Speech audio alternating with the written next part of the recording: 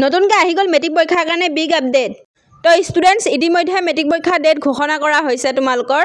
তো যিসকল ষ্টুডেণ্টে মেট্ৰিক 2026 দিবা সেইসকল ষ্টুডেণ্টৰ বাবে এই ভিডিঅ'টো খুবেই গুৰুত্বপূৰ্ণ হ'বলৈ গৈ আছে। তো ভিডিঅ'টো তোমালোকে সম্পূৰ্ণ চাবা। তো যিসকল ষ্টুডেণ্টে মেট্ৰিক পৰীক্ষা 2026 দিবা সেইসকল ষ্টুডেণ্টৰ বাবে আহিছে এটা ডাঙৰ আপডেট। তো ইতিমধ্যে বহুতো ষ্টুডেণ্টছে আমাক SSLC এক্সামৰ ডেটটো চেণ্ড কৰি আছিলা আৰু লগতে তোমালোকে কুৱেশ্যনো কৰি আছিলা যে SSLC এক্সামৰ ডেট আহিছে আৰু আনকি এই ডেটটো গুগলতো দি থৈছে। চ' কি হয় এক্সামৰ ডেটটো। চ' তোমালোকে যদি গুগলত চাৰ্চ কৰা SSLC এক্সামৰ ডেটটো এনেকুৱাকৈ শ্ব' হ'ব যে 15 ফেব্ৰুৱাৰীৰ পৰা ষ্টাৰ্ট হ'ব আৰু 3 মাৰ্চত শেষ হ'ব। চ' বহুতে ভাবি আছে এইটোৱে ৰিয়েল আৰু বহুতেতো কৈ আছে যে এইটোৱে ৰিয়েল হয়। তো কিমান দূৰ সঁচা।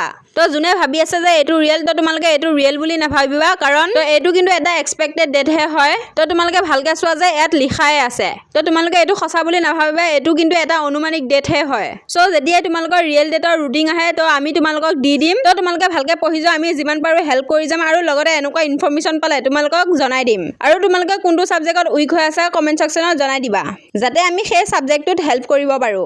তো ভিডিঅ'টো আছিলে ইমানে, তোমালোকৰ ভাল লাগিলে লাইক কৰি দিবা আৰু লগতে তোমালোকৰ বন্ধু বান্ধৱীলৈ শ্বেয়াৰ কৰি দিবা। হয়তো তোমালোকৰ বন্ধু বান্ধৱীসকলেও 15 ফেব্ৰুৱাৰীত এক্সাম হ'ব বুলি ভাবি আছে। তো সিহঁতলৈ শ্বেয়াৰ কৰি দিবা ভিডিঅ'টো আৰু মষ্ট ইম্পৰ্টেণ্ট তোমালোকে চেনেলটো ছাবস্ক্ৰাইব কৰি যাবা যাতে এনেকুৱা নিচিনা ইনফৰমেশ্যনবোৰ তোমালোকে সোনকালে পাই যোৱা।